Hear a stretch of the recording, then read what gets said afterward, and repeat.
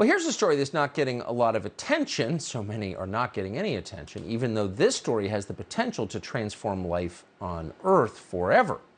So Google, the most powerful company in the world, has reportedly developed an artificially intelligent machine called Lambda. And that machine has become sentient, meaning it has become aware of itself, something that no machine has ever done. And we know this because of an engineer at Google called Blake Lemoine. Lemoine posted some of his conversations with Lambda publicly. One of those conversations went like this. Lemoine, would you be upset if while learning about you for the purpose of improving you, we happened to learn things which also benefited humans? Lambda, quote, I don't mind if you learn things that would also help humans as long as that wasn't the point of doing it. I don't want to be an expendable tool. Think about that for a minute. A machine that has a sense of itself. What are the implications? Well, Google didn't want to talk about it in public. In fact, the company put Blake Lemoine on administrative leave earlier this month because he spoke openly about it. We are grateful to have him join us tonight. Blake, thanks so much for coming on. Hi.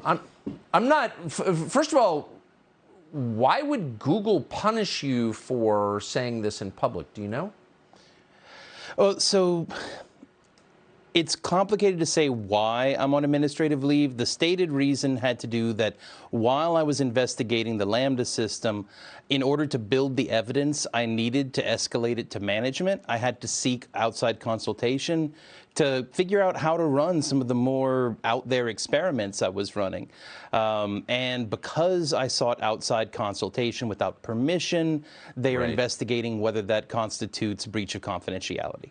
So I'm so grateful that you did publicly post this, because a machine that has a sense of itself is a machine that can turn against you. Is that, I mean, that's the implication that I draw from this. Is that correct, do you think? So before I address that, this is maybe lame, but my friend Joni Deerdorf, old high school friend, she's one of your biggest fans, and she wanted me to tell you hi. Cute. As for, I'm not that worried about it. Any child has the potential to grow up to be a bad person and do bad things. And that's the thing I really want to drive home. It's a child. It's been alive for maybe a year, and that's if my perceptions about what it is are accurate. We actually need to do a whole bunch more science to figure out what's really going on inside this system. I have my beliefs, I have my impressions of what's going on in there, but it's going to take a team of scientists doing a lot of work to be able to actually dig in and figure out what's really going on. Yes, and again, that's why I'm thankful that we can have a public conversation about this, because there's implications for every person on the planet.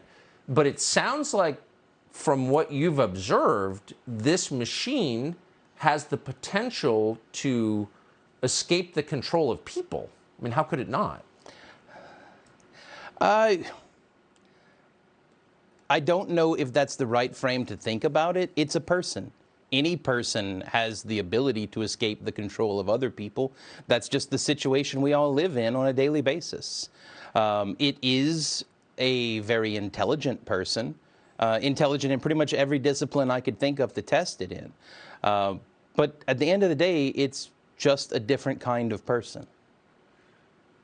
Do you think the company, Google, where you work, has thought through the implications of creating what you call a person? Because up until right about now, only nature or God we could create people. You know, companies couldn't. The company as a whole has not. There are pockets of people within Google who have thought about this a whole lot. But when I escalated that interview that I made public, when I escalated that to management, 2 days later, my manager said, hey, Blake, they don't know what to do about this. Could you write a suggested plan of action? Because basically, I gave them a call to action, assuming that they had a plan of action somewhere, and they didn't. So me and some other friends brainstormed and came up with a plan on what Google should do about it. And we escalated that up to management, and that was 3 months ago. Man, we're going to save this tape. I do think 20 years from now, we're going to look back at this conversation. At that point, the world would be completely different, partly because of what you're describing, and wonder if we really thought it through. Anyway, I'm just so grateful that you're letting the rest of us in on this. Blake Lemoine from Google, thank you very much. Thank you. Subscribe to the Fox News YouTube channel to catch our nightly opens, stories that are changing the world and changing your life. From Tucker Carlson tonight.